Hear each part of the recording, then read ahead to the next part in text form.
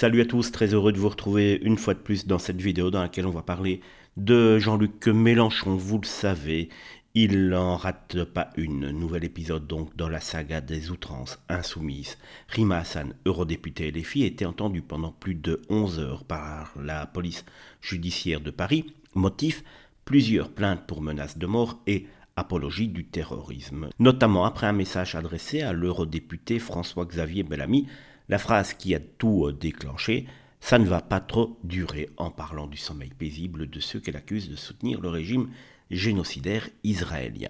Et que fait donc Jean-Luc Mélenchon? Il s'indigne, évidemment, il dénonce une république bananière, une police abusive, un pouvoir illégitime, le tout emballé dans une tirade absurde à la sauce anti-Bolloré. Selon lui, Rima Hassan serait la victime d'une injustice politique. Rien que cela. Mais rappelons un principe simple, souvent oublié par Jean-Luc Mélenchon, la justice a le droit et même le devoir d'auditionner toute personne mise en cause pour des faits graves. C'est ça, l'état de droit.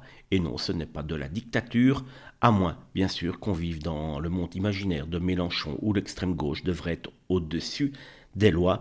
La dictature, selon Mélenchon, serait qu'il pourrait faire tout et n'importe quoi. Quand on voit cela, on croise véritablement les doigts pour qu'il n'arrive jamais au pouvoir. Pendant ce temps, l'avocat de Rima Hassan assure qu'elle n'a rien à se reprocher, mais se réserve le droit de refuser une future convocation.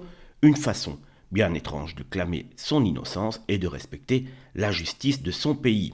Bref, encore une fois, LFI se place dans la posture victimaire, inverse les rôles et ose tout. Pendant que Rima Hassan enchaîne les provocations, Mélenchon préfère hurler à la persécution plutôt que condamner les dérives de sa propre candidate. Mais plus personne n'est dupe, plus personne ne croit en rien concernant la France insoumise.